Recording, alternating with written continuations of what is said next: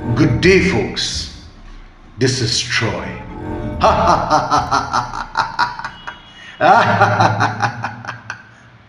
With another spine chilling story. Ein Spukhas. Normal is an illusion. What is normal for the spider is chaos for the fly. A beautiful quote indeed. These quotes are not self-derivative, but a reflection of our thought process that has developed with the course of time. Man no longer is terrified with the name of the devil. He often distances himself, calling it unrealistic. His new quest and area of interest are aliens and their civilizations. Sarah and her family had shifted from Chandigarh to Kolkata. Her father, Harpal Singh, was a head constable who had got transferred to Lal Bazaar, the police headquarters in Kolkata. Life was not easy in the beginning, but they adjusted. This is the only dilemma that kids face when their parents are holding governmental transferable jobs. It was the first day for Harpal at the police headquarters. He was very excited because he longed to be here. From his early childhood, he heard stories about Lal Bazaar and their expertise in dealing with one of the most notorious criminals of their time. Now at last, he was there to be a part of its rich legacy. The officer in charge, Chanchal Ghosh, gave him his general duties. On his rounds of the lockups, a harsh voice called out his name. Harpal, Harpal, at last you have come.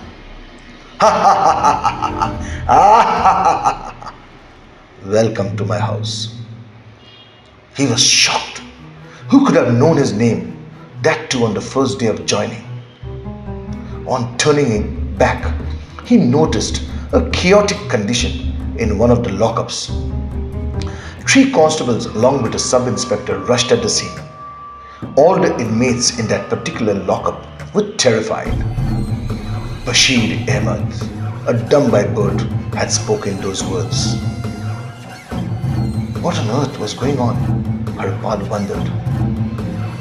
Anyhow, the day passed and he returned home. On returning home, his wife noticed his troubled brow and inquired about the day. What happened? What happened, Harpal? What happened? But Harpal only nodded his head, had his dinner and went to sleep. Very unusual of his behavior, pondered his wife, who had closely watched this man for 15 odd years. It was 3 a.m. in the morning that a loud groaning sound had broken the sleep of both husband and wife. This demonic sound was coming from Sarah's room. They rushed to her room to discover her sleeping with her legs split apart and a swollen belly. Her hair was tossed up and her lips were wrinkled up. Harpal and his wife were in a state of shock. As they approached her bed, her body elevated from its position, defying the laws of gravity. This was too much to conceive for his wife, and she fell to the ground unconscious. A hollow laughter ensued that filled each and every corner of the house. Ha ha ha ha ha ha ha ha. Harpal stood still like a spectator witnessing this demonic act, which lasted for a mere 15 minutes. Then suddenly her body dropped down and all returned to normal. Sarah behaved normal as if nothing had happened. She never remembered a thing, and so Harpal never thought it necessary to tell her what had aspired. The next day was Sunday, and so he had a day off. Tired from the exertion of the morning, they rested and decided to have lunch from the nearby dhaba.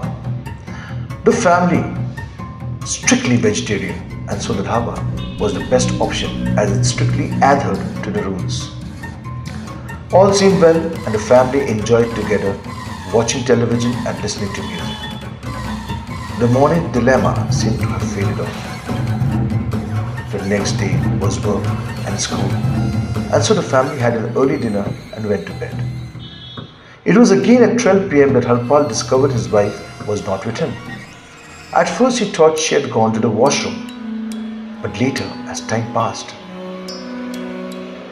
by, his thoughts turned to fear, and he frantically got up in search of her. She was nowhere to be seen in the house. He sat on his bed very disappointed, when suddenly that demonic sound resurfaced again. Not again, he thought, and ran to Sarah's room.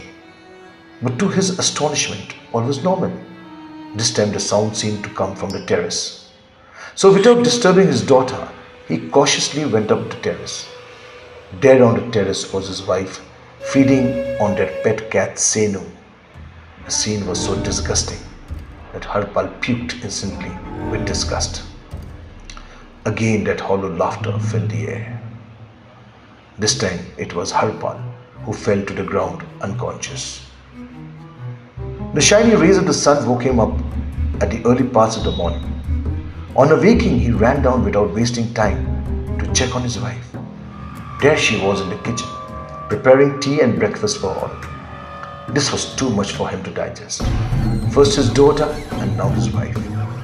It seemed as if his wife too, like his daughter, did not remember a single thing from the incident of the previous night.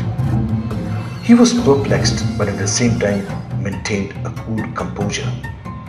It was as if all were acting like actors in a mystery play.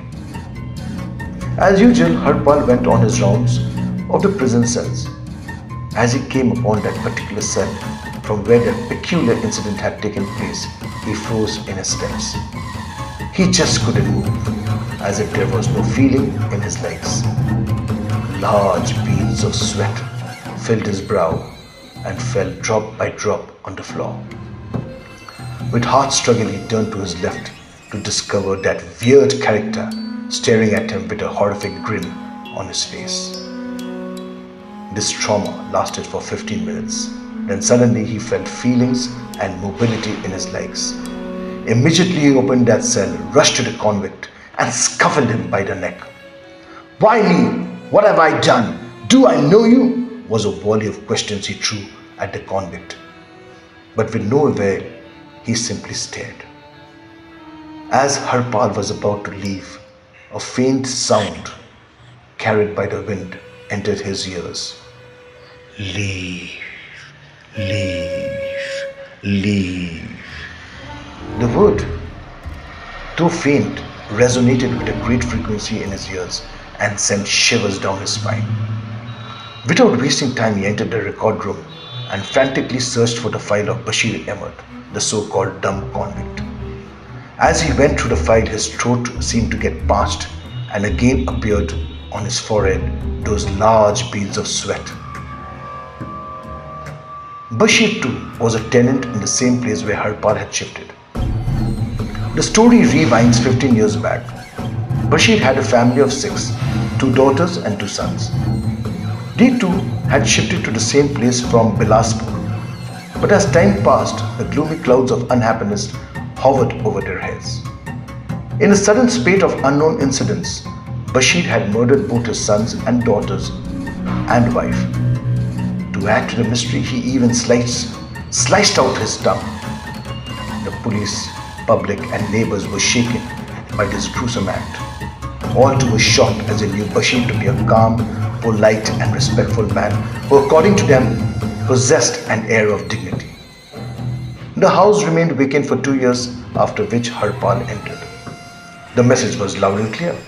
Without wasting time, he rushed back home, gathered his belongings and immediately vacated the premises with his family. He now lives happily in a rented place in Salkia. But on full moon nights, he still gets horrifying dreams and only wakes up to discover his wife and daughter stand by the window and stare at the vacant sky. Some compromise have to be done and some questions need to be left unanswered. This is what life is all about. As the saying goes, Curiosity killed the cat.